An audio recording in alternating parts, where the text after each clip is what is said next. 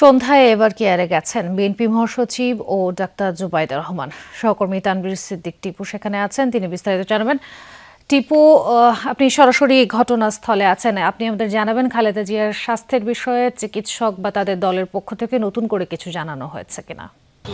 তাজনীন, একেবারে নতুন তথ্য বলতে সেরকম কিছু নেই।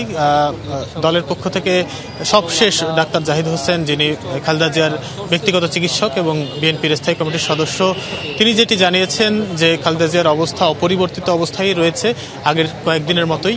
এবং এই মুহূর্তে আপনি বলছিলেন যে বিএনপির ভারপ্রাপ্ত চেয়ারম্যান তারেক রহমানের স্ত্রী ডাক্তার জুবাইদা রহমান, তিনি কিছুক্ষণ আগে এভারকেয়ার হাসপাতালে এসেছেন এবং বিএনপির মহাসচিব মির্জা ফখরুল ইসলাম আলমগীর তিনিও এখানে এসেছেন। এবং আগে থেকেই এখানে যে খালেদা জিয়ার চিকিৎসার জন্য যে দেশি বিদেশি চিকিৎসকদের সমন্বয়ে গঠিত মেডিকেল বোর্ড, সেই বোর্ডের চিকিৎসকরা এখানে অবস্থান করছেন। ফলে এই মুহূর্তে আমরা ধারণা করছি যে যেহেতু ডাক্তার জুবাইদা রহমান এবং যে চিকিৎসক বোর্ডের সদস্যরা তারা ভিতরে আছেন, নিশ্চয়ই হয়তো সেখানে কোনো একটি বৈঠক চলছে এবং সেই বৈঠকের মাধ্যমেই তারা সিদ্ধান্ত নেবেন যে খালেদা জিয়ার সবশেষ শারীরিক পরিস্থিতি কি অবস্থায় আছে বা তাকে বিদেশে নেওয়ার মতো পরিস্থিতি তিনি রয়েছেন কিনা। আপনি জানেন যে আজ সকালেই কিন্তু খালেদা জিয়াকে লন্ডনে নেওয়ার কথা ছিল, কিন্তু তার গতকাল রাতে তার শারীরিক অবস্থার অবনতি হয় এবং সেই কারণেই তাকে লন্ডনে নিয়ে যাওয়া সম্ভব হয়নি।